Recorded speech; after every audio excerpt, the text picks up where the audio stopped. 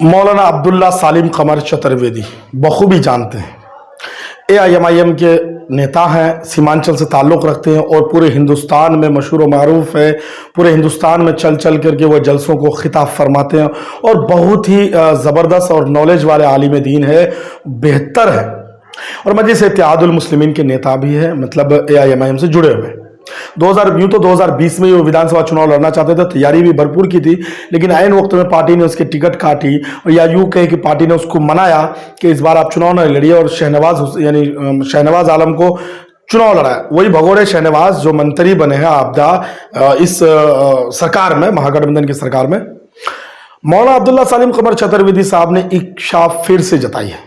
पहले तो वो लोकसभा चुनाव लड़ना की इच्छा जताया कि 2024 में अगर पार्टी उन्हें चुनाव लड़ाती है तो अररिया सीट से लोकसभा चुनाव लड़ने को तैयार है, लेकिन हकीकत में बताया तो मौलाना अब्दुल्ला सालिम कमर को विधानसभा ही चुनाव लड़ना चाहिए, लोकसभा चुनाव नहीं जाना चाहिए। पहले एक चुनाव लड़े, उसके बाद ही लोकसभा की तरफ बढ़े।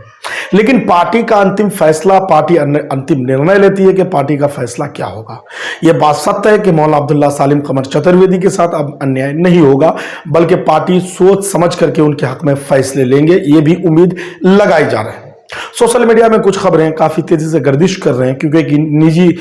यूट्यूब चैनल को इंटरव्यू देते हुए मौलाना अब्दुल्ला सालिम कमर ने कहा कि हम तैयार हैं, पार्टी हमें लोकसभा में उतारे, पार्टी हमें विधानसभा में उतारे, किसी भी तरीके से चुनाव लड़ाने के हमको पार्टी कहेगी, हम चुनाव हर हाल में लड़ेंगे। पार्टी के लोगों का, आला कमान का जो फैसला होगा हम उसको मानने को तैयार हैं और चुनाव लड़ेंगे। और चुनाव की तैयारी भी लगभग वो करते रहे, क्योंकि लगातार जिस तरीके से 2019-20 में उनकी तैयारी रही थी, विधानसभा चुनाव 2020 लड़ने के लिए, उसके बाद पार्टी की तरफ से उनकी टिकट काटी गई। अब मौलाना अब्दुल्ला सालिम कमर जो है, जो नौजवान तबके के साथ साथ बूढ़े बुजुर्गों में काफी पकड़ मानी जाती है,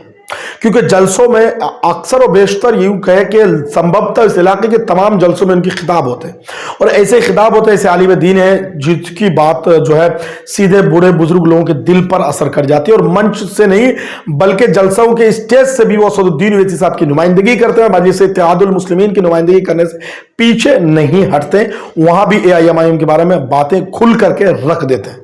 और नौजवानों में तो मजलिस इत्तेहादुल मुस्लिमीन को लेकर के क्रेज है ही है, और क्योंकि नौजवान जो है तबका जो है मजलिस इत्तेहादुल मुस्लिमीन के साथ ज्यादा जुड़े हुए हैं, लेकिन कुछ कांग्रेसी और खानदानी कांग्रेसी लोग हैं, उन लोगों के दिल में भी मौलाना अब्दुल्ला सालिम कमर जगह बनाने में कामयाब हो पाए और सफल हो पाए। तो ऐसे में पार्टी का जो फैसला अब इस सारी चीजों को देखते हुए लिया जाएगा। अब पार्टी क्या निर्णय लेती है 2024 में या फिर 25 में, इस पर जो है लोगों की निगाहें जरूर है, लेकिन 24 लड़े ना लड़े, मौलाना अब्दुल्ला सालिम कमर 25 के लिए बिल्कुल फिट और परफेक्ट।